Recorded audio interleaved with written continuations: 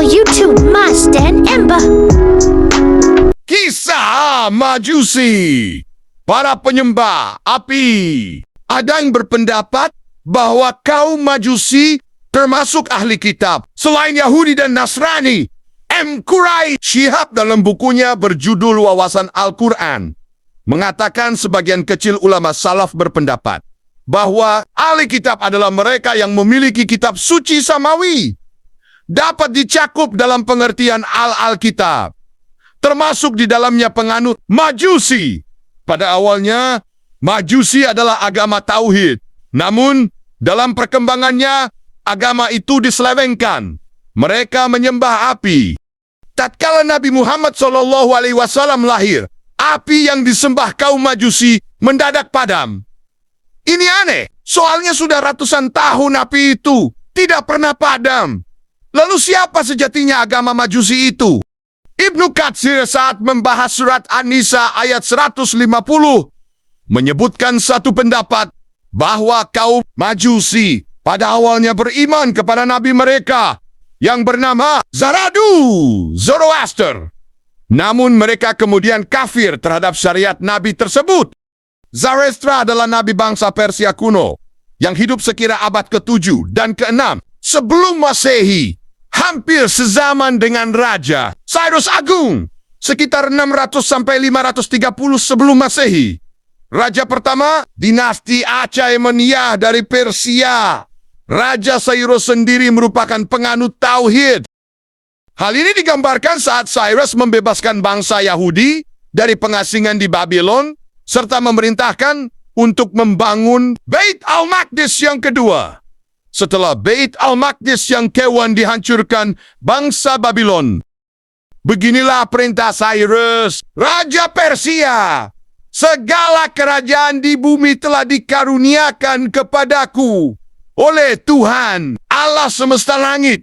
Ia menugaskan aku untuk mendirikan rumah Boginaya di Yerusalem yang terletak di Yehuda. Kitab Ezra 1:2.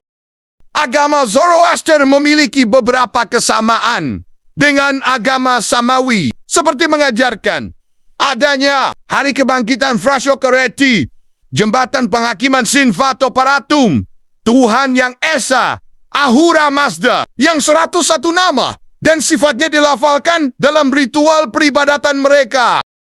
Majusi merupakan pelafalan Arab dari kata Persia kuno, Magash. Magash berarti kelompok pendeta atau penyihir. Kata Magash juga diserap ke dalam bahasa Inggris melalui bahasa Yunani menjadi magic dan magician. Kata Majusi antara lain terdapat dalam kitab Yeremia 39:3, yaitu ketika Babylon menyerang Yerusalem, maka segala penghulu raja Babil pun masuklah ke dalamnya, yaitu Nergal-Sarezar Robmek, dan segala penghulu raja Babil yang lain. Yeremia 39:3, Alkitab terjemahan lama. Dalam terjemahan Alkitab versi Modified Indonesia, Literal Translation Milt-2008, Robmek diartikan sebagai kepala para Majus. Para Majusi kemudian mengubah dan menggantikan agama Zoroaster melalui beberapa tahap. Pertama, Majusi telah ada sebagai agama tradisional orang Babylon. Berdasarkan temuan arkeologis, catatan tertua yang menyebut kata Magash Majusi adalah prasasti Behistan yang menyebutkan bahwa di masa Raja Darius, Raja keempat dinasti Achaemenid, terjadi pemberontakan di Babylon dan ada Majusi di sana. Ketika dinasti Achaemenid menguasai Babylon, mereka berinteraksi dengan agama tradisional Babylon, termasuk dengan astrologi Babylon dan kepercayaan bahwa waktu adalah asal dari segala sesuatu. Kepercayaan ini kemudian mempengaruhi sebagian penganut Zoroaster bahwa waktu adalah keberadaan yang lebih dahulu daripada Tuhan, Ahura Mazda, dan segala sesuatu. Eudemus of Rhodes 370-300 sebelum Masehi, dalam catatannya menyebutkan bahwa ada sekelompok orang Persia yang menganggap waktu Zrufan sebagai asal dari terang Ahura Mazda dan gelap Angraminyu. Kedua, Majusi bercampur sinkretisme dengan agama Zoroaster dan menjadi aliran sesat dalam agama Zoroaster. Sinkretisme Babylon Majusi tersebut dianut sebagian penganut Zoroaster sehingga menjadi satu aliran dalam agama Zoroaster. Aliran ini menjadikan api atar sebagai simbol dari keberadaan terang Ahura Mazda. Sebelumnya, orang Persia tidak menyembah patung dewa, namun pengaruh kebudayaan Babylon yang gemar membuat patung membuat Artaxerxes II, Raja ke-10 dinasti Achaemenid, mulai membangun patung malaikat Anahita di berbagai kota besar. Artaxerxes II juga membangun kuil api untuk Anahita di Istahar. Jika prasasti raja-raja sebelumnya hanya menyebut Ahura Mazda, maka prasasti Artaxerxes II mulai menyanjung Anahita dan mitra malaikat-malaikat dalam agama Zoroaster. Dinasti Achaemenid runtuh di masa Raja ke-13, 330 sebelum Masehi, akibat serangan Alexander dari Macedonia. Yunani. Orang Yunani sendiri merupakan penganut politeisme musyrikin. Serangan dan penjarahan bangsa Yunani telah memusnahkan banyak teks suci Zoroaster. Ketiga, Majusi ditetapkan penguasa sebagai agama resmi negara pada 247 sebelum Masehi. Dinasti Arsacid mengakhiri pendudukan Yunani dan mendirikan kerajaan Parthia. Raja Parthia, Vologases, di abad ke-1 Masehi, berusaha mengumpulkan teks-teks suci Zoroaster yang tersisa dari berbagai aliran agama Zoroaster, termasuk dari kalangan Majusi. Parthia runtuh setelah salah satu gubernurnya memberontak dan mendirikan kerajaan Sasanid pada 224 Masehi. Di masa Sasanid, penduduk Persia sudah terdiri atas penganut politeis, penganut Majusi, dan sisa-sisa penganut agama Zoroaster. Sasanid kemudian memilih Majusi sebagai agama resmi kerajaan. Penguasa Sasanid menjadikan kuil api sebagai tempat peribadatan utama. Kitab Zoroaster Avesta yang ada saat ini berasal dari penyusunan ulang di masa Sasanid. Kerajaan Sasanid sendiri akhirnya runtuh setelah ditaklukkan pasukan Muslim di masa Khalifah Umar ibnu Khattab. Lantaran penyimpangan agama ini, banyak ulama yang berpendapat bahwa Majusi bukan termasuk ahli kitab sebagaimana yang dimaksud Al-Quran. Ibnu Abbas berkata sesungguhnya penduduk Persia, tatkala Nabi mereka meninggal, maka iblis menjadikan Al-Majusiyah sebagai pengganti agama Nabi mereka. Hadis riwayat Abu Daud. Kata Majusi disebut sekali saja dalam Al-Quran, yaitu pada surat Al-Hajj ayat ke-17. Sesungguhnya orang-orang beriman, orang-orang Yahudi, orang-orang Syabi'in, orang-orang Nasrani, orang-orang Majusi, dan orang-orang musyrik, Allah akan memberi keputusan kepada mereka pada hari kiamat. Sesungguhnya Allah menyaksikan segala sesuatu. Banyak ikhtilaf, perbedaan pandangan mengenai siapa yang dimaksud oleh Quran sebagai Al-Kitab. Al-Maududi mengatakan, Imam Syafi'i memahami istilah tersebut sebagai orang Yahudi dan Nasrani keturunan orang-orang Israel, mengisyaratkan yang berbangsa lain tidak termasuk. Beliau beralasan Nabi Musa dan Nabi Isa diturunkan hanya untuk Bani Israel saja. Sementara Imam Abu Hanifah dan mayoritas ulama pakar hukum memiliki pandangan berbeda. Mereka berpandangan, orang yang percaya atau mengimani pada salah satu nabi saja atau kitab yang telah diturunkan oleh Allah, maka mereka termasuk Al-Kitab. Adapun pandangan lain sebagian kecil ulama salaf yang menyebutkan bahwa mereka yang memiliki kitab suci samawi dapat dicakup dalam pengertian Al-Kitab, termasuk Majusi, hingga kemudian maknanya diperluas oleh pakar hukum kontemporer bahwa agama Hindu maupun Buddha dapat disebut sebagai Al-Alkitab. Dalam tafsir Ibnu Katsir pun diperjelas bahwa Abu Thawr berpendapat bahwa umat Islam boleh menikmati makanan dari sembelihan orang Majusi. Dengan demikian, seorang Muslim juga dapat menikah dengan perempuan Majusi dengan beberapa syarat.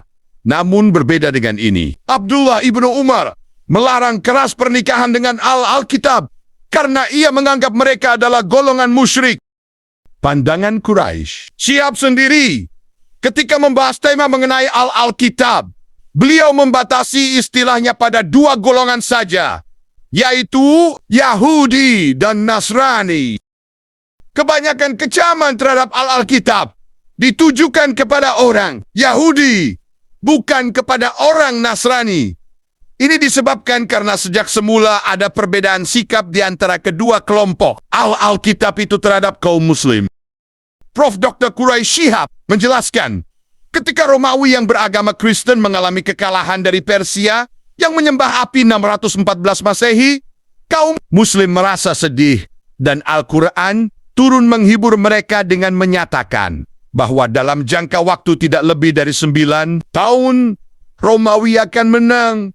Dan ketika itu, kaum mukmin akan bergembira. Alif Lam Mim telah dikalahkan bangsa Romawi di negeri yang terdekat dan mereka sesudah dikalahkan itu akan menang dalam beberapa tahun lagi. Bagi Allah, urusan sebelum dan sesudah mereka menang. Dan di hari kemenangan bangsa Romawi itu, bergembiralah orang-orang yang beriman karena pertolongan Allah. Dia menolong siapa yang dikehendakinya. Dan dialah maha perkasa lagi maha penyayang. Quran Surat Al-Rum 30, 1-5. Sikap penguasa Masehi pun cukup baik terhadap kaum Muslim. Ini antara lain terlihat dalam sambutan dan perlindungan yang diberikan oleh penguasa Ethiopia yang beragama Nasrani kepada kaum Muslim yang berhijrah ke sana. Sehingga wajar jika secara tegas Al-Quran menyatakan, sesungguhnya kamu pasti akan menemukan orang-orang yang paling keras permusuhannya terhadap orang-orang beriman. Ialah orang-orang Yahudi dan orang-orang musyrik. Dan sesungguhnya pasti kamu dapati yang paling dekat persahabatannya dengan orang-orang beriman adalah orang-orang yang berkata, sesungguhnya kami ini orang Nasrani. Quran Surat Al-Maidah 5:82. Sebab pokok perbedaan sikap tersebut adalah kedengkian orang Yahudi terhadap kehadiran seorang nabi yang tidak berasal dari golongan mereka. Quran Surat Al-Baqarah 2:109. Kehadiran nabi kemudian mengakibatkan pengaruh orang Yahudi di kalangan masyarakat Medina Mensyut dan bahkan menghilangkan pengaruh politik dan kepentingan ekonomi mereka. Di sisi lain, seperti pernyataan Al-Quran di atas, sebab kedekatan sebagian orang Nasrani kepada kaum Muslim adalah karena di antara mereka terdapat pendeta-pendeta dan rahib-rahib, dan juga karena sesungguhnya mereka tidak menyombongkan diri. Quran Surat Al-Maidah 5:82. Para pendeta ketika itu relatif berhasil menanamkan ajaran moral yang bersumber dari ajaran Isa alaihissalam, sedang para rahib yang mencerminkan sikap zuhud, menjauhkan diri dari kenikmatan duniawi, dengan berkonsentrasi pada ibadah, berhasil pula memberi contoh kepada lingkungannya. Keberhasilan itu didukung pula oleh tidak adanya kekuatan sosial politik dari kalangan mereka di Makkah dan Madinah. Sehingga tidak ada faktor yang mengundang gesekan dan benturan antara kaum Muslim dengan mereka. Ini bertolak belakang dengan kehadiran orang Yahudi. Apalagi pendeta-pendeta. Mereka dikenal luas menerima sogok, memakan riba, dan masyarakatnya pun amat materialistis, individualistis. Menurut Quraisy Syihab, dari sini dapat disimpulkan bahwa penyebab utama lahirnya benturan bukannya ajaran agama, tetapi ambisi pribadi atau golongan, kepentingan ekonomi dan politik. Walaupun harus diakui bahwa kepentingan tersebut dapat dikemas dengan kemasan agama. Apalagi bila ajarannya disalahpahami ayat-ayat yang melarang kaum Muslim mengangkat aulia, pemimpin-pemimpin yang menangani persoalan umat Islam dari golongan Yahudi dan Nasrani, serta selain mereka, harus dipahami dalam konteks tersebut. Seperti firman Allah dalam surat Al-Is, Imran 3, 108.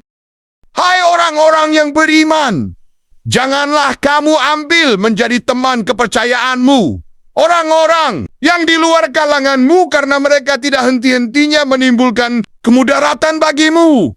Mereka menyukai apa yang menyusahkan kamu. Telah nyata kebencian dari mulut mereka. Dan apa yang disembunyikan oleh hati mereka adalah lebih besar lagi. Sungguh telah kami terangkan kepadamu ayat-ayat kami, jika kamu memahaminya. Ibnu Jarir dalam tafsirnya menjelaskan bahwa ayat tersebut turun berkenaan dengan sikap orang Yahudi Bani Quraizah yang mengkhianati perjanjian mereka dengan Nabi Muhammad, sehingga seperti ditulis Rashid Rida dalam tafsirnya, larangan ini baru berlaku apabila mereka memerangi atau bermaksud jahat terhadap kaum muslim. Rashid Rida mengkritik dengan sangat tajam pandangan beberapa ulama tafsir seperti Al-Baidawi dan Az-Zamakhsyari yang menjadikan ayat ini sebagai larangan bersahabat dengan orang-orang Yahudi dan Nasrani secara mutlak. Dalam tafsirnya, Al-Baidawi menguatkan pendapatnya itu dengan hadis Nabi SAW yang menyatakan kaum muslim dan mereka tidak saling melihat api keduanya. Maksudnya seorang muslim tidak wajar bertempat tinggal berdekatan dengan non-muslim dalam jarak yang seandainya salah satu pihak menyalakan api, maka pihak lain melihat api itu. Sebenarnya hadis tersebut diucapkan oleh Nabi tidak dalam konteks umum seperti pemahaman Al-Baidawi, tetapi dalam konteks kewajiban berhijrah pada saat Nabi amat membutuhkan bantuan. Dalam arti, Nabi menganjurkan umat Islam untuk tidak tinggal di tempat di mana kaum musyrik bertempat tinggal, tetapi mereka harus berhijrah ke tempat lain guna mendukung perjuangan Nabi dan kaum muslim. Di sisi lain, kata Quraisy, hadis tersebut sebenarnya berstatus mursal, sedangkan para ulama berselisih mengenai boleh tidaknya hadis mursal untuk dijadikan argumen keagamaan. Rashid Rida berkomentar, banyak pengajar hanya merujuk kepada tafsir Al-Badawi dan Az-Zamakhsyari, sehingga wawasan pemahaman mereka terhadap ayat dan hadis menjadi dangkal. Apalagi keduanya, Al-Baidawi dan Az-Zamakhsyari, hanya memiliki sedikit pengetahuan hadis, dan keduanya pun tidak banyak merujuk kepada pendapat salaf, ulama terdahulu yang diakui kompetensinya. Dalam bagian lain tafsirnya, Rashid Rida mengaitkan pengertian larangan di atas dengan larangan serupa dalam Al-Quran. Hai orang-orang yang beriman, janganlah kamu ambil menjadi teman kepercayaanmu orang-orang yang di luar kalanganmu, karena mereka tidak henti-hentinya menimbulkan kemudaratan bagimu. Mereka menyukai apa yang menyusahkan kamu. Telah nyata kebencian dan mulut mereka, dan apa yang disembunyikan oleh hati mereka adalah lebih besar lagi. Quran Surat Ali Imran 3, 1-18. Karena ciri-ciri tersebutlah maka larangan itu muncul, sehingga ia hanya berlaku terhadap orang yang cirinya demikian. Kendati seagama, sebangsa, dan seketurunan dengan seorang muslim, sebagian orang tak menyadari sebab atau syarat-syarat tersebut, sehingga mereka berpendapat bahwa larangan ini bersifat mutlak terhadap yang berlainan agama. Seandainya larangan tersebut mutlak, ini tidak aneh, karena orang-orang kafir ketika itu bersatu menentang kaum mukmin pada awal masa kedatangan Islam. Ketika ayat ini turun, apalagi ayat ini menurut para pakar turun menyangkut orang-orang Yahudi.